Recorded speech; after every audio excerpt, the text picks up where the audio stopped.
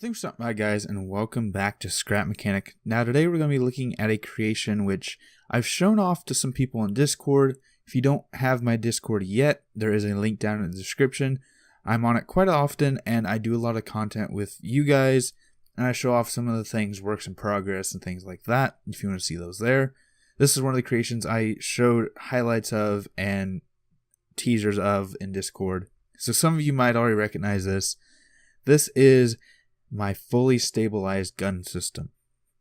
Now, my fully stabilized gun system, basically what it is to assist you while shooting. This isn't a spud tank, destructible tank like some of my other ones are. This is, for the most part, a prototype to see if you can stabilize a gun, how well it works, how well it helps, and all the effects of it. So this design, this is the actual stabilized one. This is one that actually has some cut open on it.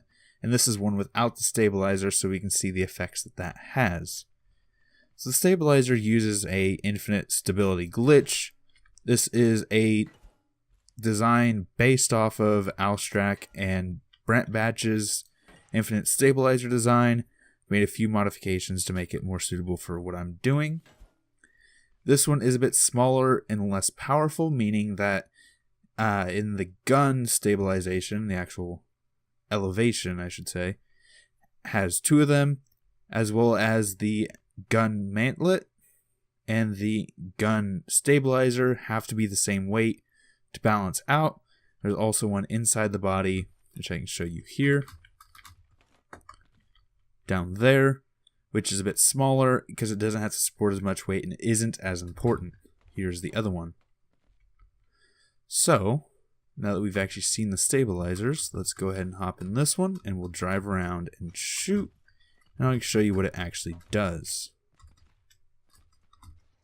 There we go. A bit of a pain to get in here. So the basic controls for my guns are always the same. 1 is left, 2 is up, 3 is down, 4 is right, 5 is fire. This is a fully auto AA anti-air style vehicle. And 6, there is a small crew compartment back there. So, the gun stabilizer itself, let's actually grid it out and get on the lift, because it'd be a bit easier to show you this way. Is when this is lifted, stabilizer kicks in, and tries to keep the gun level and, for the most part, pointed in the same direction. Now, when we actually drive, you'll notice that the turret rotates and tries to stay pointed at the same direction. That's the purpose of the stabilizer that's inside the body of the APC. Yes, I'm going to be calling this an APC from now on. So one thing with these stabilizers is the actual stabilization glitch works in 2 of the 3 axes. The axes where the spring is actually pointed, so top and bottom, doesn't work. So if we smack it, it will rotate freely on that axis. However, on the other 2, this way and this way, it does not want to rotate. Which is why in these, let me up here, damn it, there is a free floating bearing which allows the actual stabilizer to rotate freely in the axes that I need it to rotate freely in. So if I turn this side, raise up the front, you will notice the stabilizer rotates on that axis. Similar thing happens to the axes that's inside the body. Now, with the one that's on the inside of the body, one moment, let me disconnect this. There we go. I think I did that. On the one that's inside the body, it will always point in the same direction. And that's how it stabilizes the turret's, I guess to say, direction. Whereas the top one, it will always stabilize its elevation, how far it's pointed up or down. How we can change these is if I press 2, which is supposed to raise the gun, it'll actually change the distance between the mantlet and the stabilizer. With the bottom one, the stabilizer stays in the same exact spot, but the turret rotates freely around the stabilizer. A lot of technical jargon might not make sense, so let's actually put it into action and show you what it does and what effect it has. So first, let's actually drive the unstabilized version. This would be extremely similar to any of my other tanks, any of my other weapons designs.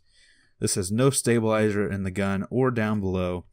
Still use the same exact controls.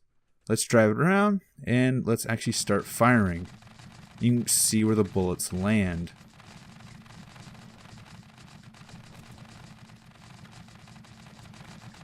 So you can see the bullets are pretty much going everywhere. I don't know what that suspension glitch. What the fuck is that going on?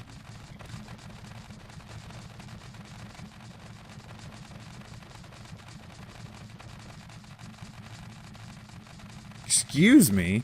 Are you okay? Let's try that again. There we go. Get up in here. Start firing. As you can see, as I turn, the bullets go all over the place. I'm going to hit this bump. We aim down a little bit, so we're hitting in front of us. And my bullets go flying off in the air, hitting the tree in front of me. And the entire world begins to glitch, and this becomes useless. Hopefully that demonstrated accurately how the non-stabilized version functions. Now here we are with the stabilized version. We're actually going to go back towards the same path. Start firing. Let's aim down a little bit so we're actually hitting the ground near us so we can see where our shots are landing. We'll actually take this jump right here. Bullets land the same place. We can rotate our turret freely. I'm rotating it myself. Hit the same bump. And the bullets land in a rather similar position.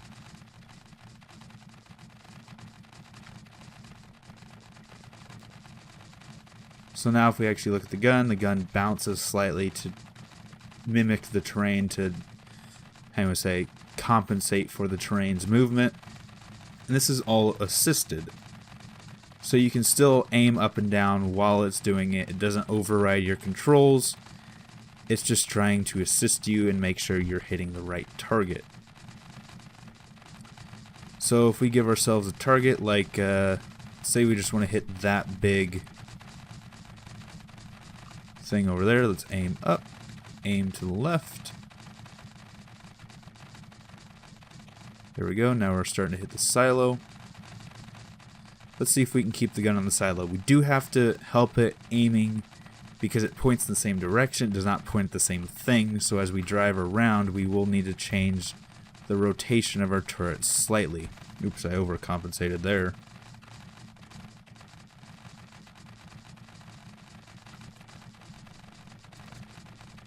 Now we're actually a bit too close to the silo. Rotate. We're hitting the tree. But I'm hoping you get the idea. I'd like to implement this onto like the Spud tank, the destructible tanks I've been building. However, the concept is rather quite large. As you can see, there's a large stabilizer in the turret, and there's also one that sits in the body, which is down there. It's kind of hard to see.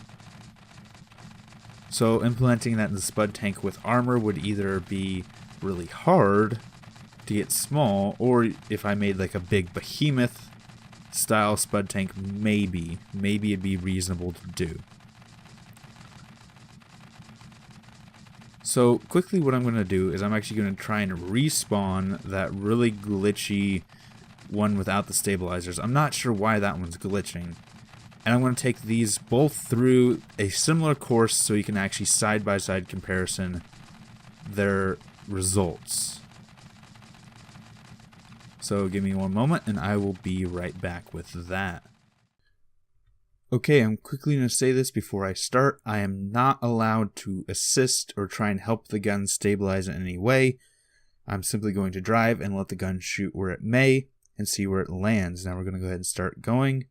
Start the guns. 3, 2, 1, start.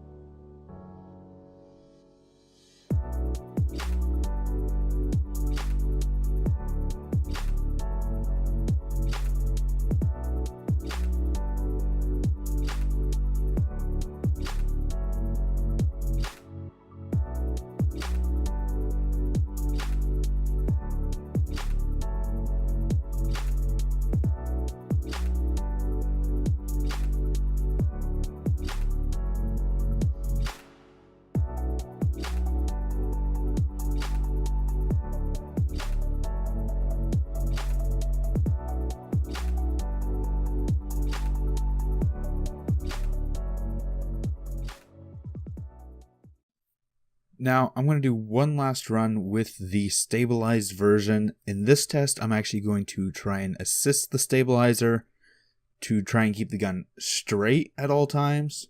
Because it is one thing, if you are trying to keep it straight just for driving purposes, it may wander off. So this is going to be the same exact test, just with player-assisted stabilization with the already stabilized version.